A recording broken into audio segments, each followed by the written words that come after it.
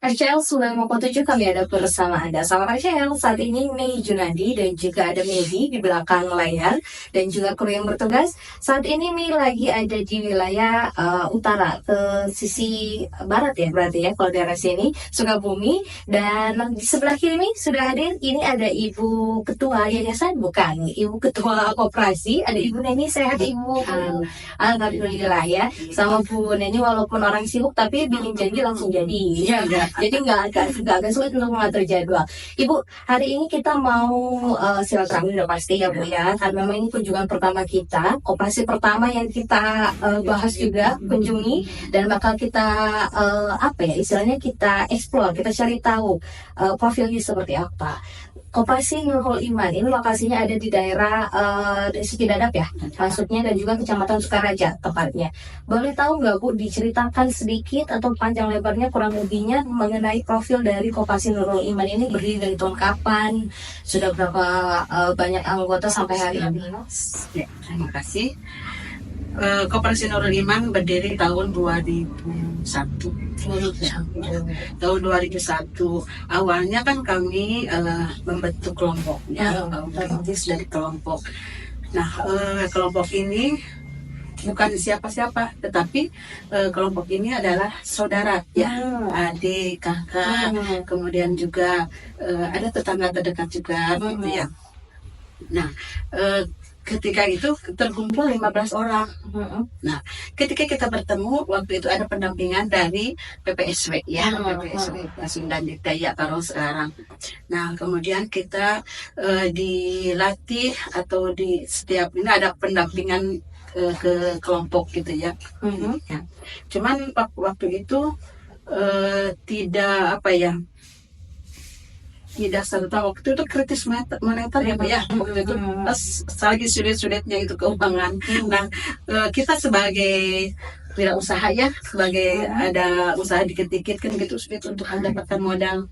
Nah, ketika kita datang PPSW ya, PPSW ke lembaga, ke kelompok kami dan mendampingi. Nah, di situ kami merasa ada kekuatan gitu ya, untuk supaya kami bisa terutama tentang modal gitu ya. Jadi kami membentuk kelompok itu ingin mengumpulkan modal gitu ya. Nanti bisa dipinjamkan, dan waktu itu kan kita membentuknya dalam prakoperasi ya. Jadi sistemnya seperti koperasi, tetapi kan masih kelompok karena belum berbadan hukum. Nah, seiring berjalannya waktu, tahun 2008 itu kan dari awalnya di Selabintana ya, maaf ya. Awalnya kami di Selabintana, itu kelompoknya itu ya, ada kakak terbesar di situ. Kemudian melembat kan kita di sini. Nah, untuk anggota waktu itu berkembang di sini banyak, di Selabintana juga banyak ya, sehingga kami berpikir waktu itu, dan PPSW juga menyarankan waktu untuk pemekaran. Nah, pemekaran kelompok. Nah, alhamdulillah di sana juga sampai sekarang berjalan, ini juga berjalan. Tahun 2008 kami memberanikan diri untuk berbadan hukum, juga berbadan hukum tahun 2008 itu. Sama di sana juga membedakan ya, karena dengan kesepakatan anggota kan kita ininya, cara mainnya kita kan seperti koperasi ya, ada rapat anggota tahunan gitu ya. Nah, kami waktu itu tahun 2008 sampai 150 anggota. Banyak ya. Ya, di sana juga sampai 75 ya, yang di Selabintana. Nah, yang di Selabintana adalah koperasi Aliras, di sini koperasi Nurul Iman. Berarti memang kalau dilihat tahun awal-awal berkumpul-kumpulnya tadi itu memang hampir 23 tahun ya Bu ya. Hampir 23 tahun koperasi ini hadir, dari awal mula mengumpulkan orang-orang gitu kan ya. Dan memang kan tadi Bu Neni juga sempat bilang, ini sebenarnya awalnya itu juga ada pendampingan dari PPSW gitu kan ya. Berarti memang difokuskan dari awalnya pun perempuan kan, Ibu ngerangkul para perempuan, para ibu-ibu, atau seperti apa? Ya, kami adalah perempuan-perempuan biasa biasa yang notabene tidak pernah keluar rumah gitu ya. Jadi keseharian itu mengurus rumah tangga. Nah, ketika PPSW datang kan mereka punya punya visi untuk pemberdayaan perempuan. Nah, kami sebagai ibu rumah tangga atau sebagai perempuan yang sepertinya tidak berguna, hanya berguna di rumah tangga saja, ketika itu kami mereka ajak kami untuk untuk mulai membuka peluang dan mulai berpikir modern gitu ya, berpikir modern, begitu zaman betul.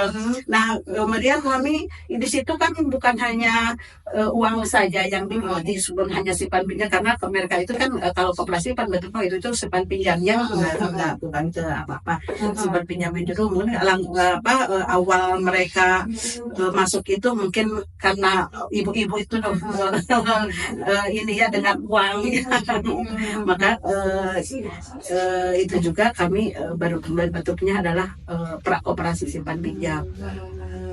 Kemudian tidak itu saja, tetapi kami diberdayakan atau dengan adanya pelatihan-pelatihan oleh PPSW itu, pelatihan kepemimpinan, pelatihan juga bagaimana perempuan ikut berpolitik, kemudian juga reproduksi juga gitu ya, kesetaraan gender. Nah, itu mungkin pelatihan-pelatihan yang pernah diajarkan oleh PPSW. Wah, luar biasa. Berarti memang betul juga ya, kalau dipikir-pikir perempuan tuh banyak orang yang menstigma kalau perempuan tuh berkembangnya di rumah tangga doang. Padahal enggak ya Bu ya? Karena itu budaya patriarki.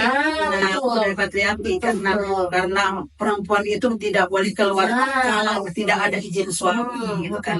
Kalau memang kita jelas atau izin baik gitu ya, yang baik, kenapa tidak ya, kenapa dihalang lagi gitu ya. Kemudian juga kan kita punya atau potensi diri ya, mengembangkan potensi diri juga. Betul. Jadi ada pengembangan bakat juga. Siapa tahu ada bakat manajemen, karena kan perempuan biasanya bagus gitu kan ya. Pertama kan kita tidak bisa apa-apa ya. Nah, setelah ada pelatihan-pelatihan itu, kemudian kita mulai membuka diri ya di depan umum, terutama misalkan kita berbicara di depan umum yang tadinya sampai keluar keringat dingin. Nah, itu sekarang sudah terbiasa ya, kita juga ini kan betul. Karena kan biasanya kalau ibu-ibu diajak ngobrol bingung apa, terus ada pelatihan gitu kan ya, membuat gerakan gitu kan ya, bikin program, ada kegiatan gitu kan ya, semuanya jadi terlatih, bakatnya pun jadi mengembang juga ya Bu ya. Nah, balik lagi ke koperasi Nurul-Iman Bu, kalau dari 2001 sampai 2024 ini kan hampir 23 tahun, lika-likunya benar-benar udah kerasa banget ya Mbak ya. Apalagi Ibu dari awal ya, dari 2001 kemudian sekarang sampai sekarang alhamdulillah. Cuman waktu pada awal kelompok kami bukan sebagai pengurus ya, bukan sebagai pengurus. Kemudian waktu itu adalah pengurusnya orang-orang senior semua, dan sekarang itu pada meninggal. Nah, itu kemudian dengan seiringnya waktu, kemudian kami diangkat sebagai pengurus ya, dan tentu saja dalam rapat anggota ada walaupun kami waktu itu belum berbadan hukum, tapi kan tadi juga saya sudah bilang bahwa kegiatan kami sepertinya masuk pada koperasi ya, masuk ke koperasi gitu ya. Dan memang posisinya berarti sekarang udah berapa pengurus Bu? Ada berapa anggota?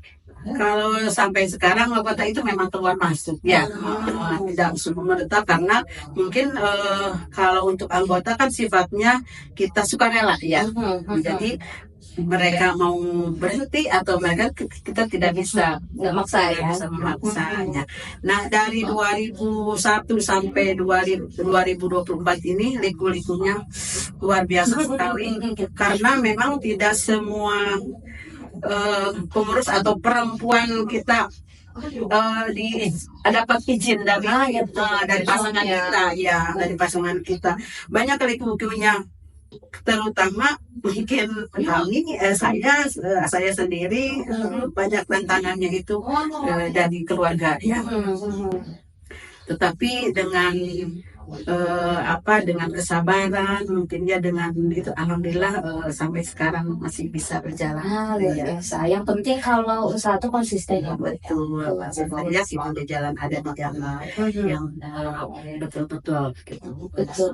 Karena memang Yang baik. nah, ini kan kebaikan gitu kan. Karena selain itu juga kami kan sebagai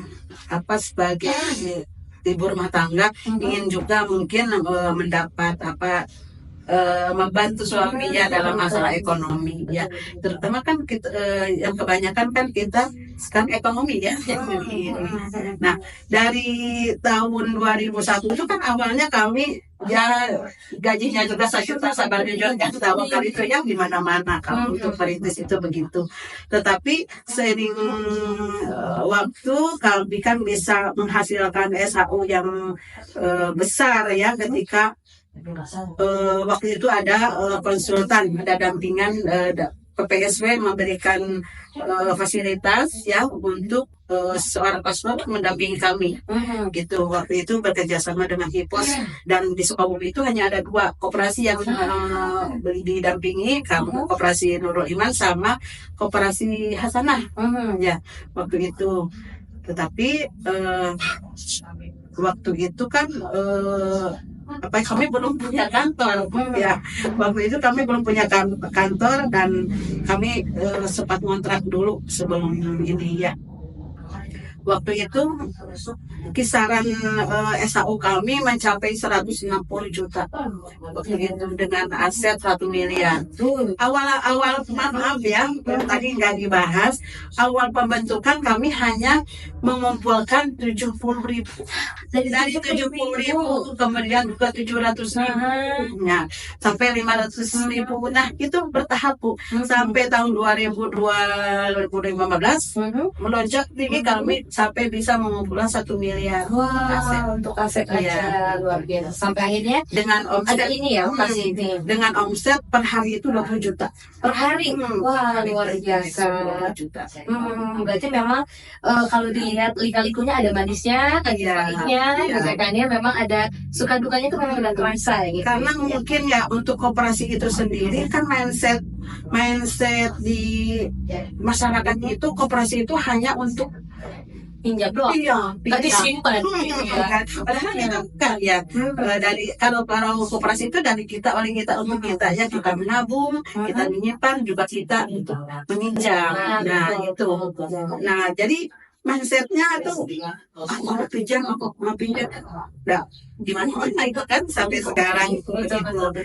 Kemudian juga kita liku-likunya juga tantangan kita juga hadirnya Bang Emo. Karena dampaknya juga berarti ya. Terdampak sekali. Karena Bang Emo itu kan tidak ada ambunan, kemudian juga memudahkan mereka untuk meminjam ya. Tetapi mereka itu ada katanya ada berjanji itu ya, ada juga sih itunya. Tetapi itu yang penting masyarakat itu anggunan ya. Memang koperasi kami juga tidak memberikan anggunan, hanya anggunannya itu tabungan mereka gitu ya. Nah kami ada beberapa produk tabungan, yang antaranya tabungannya simpanan hari raya, tabungan anak sekolah, selain simpanan pokok wajib itu ya, sukarela itu ada simpanan lain, ada juga simpanan hari tua. Nah itu dengan adanya produk-produk tabungan seperti itu, sehingga menambah tabungan kami atau aset kami gitu ya. Betul. Karena memang kalau koperasi juga harus ada badan usahanya juga. Salah satunya itu simpan pinjam itu ya Bu ya. Tapi kalau dari 2001 sampai 2024 udah hampir 23 tahun, prestasi udah banyak dong Bu. Boleh diceritain ya Bu. Awalnya kan koperasi seperti yang tadi saya katakan, bahwa koperasi Nurman begitu melesat ya, sampai punya aset 1 miliar ya. Nah setiap tahun dari 2012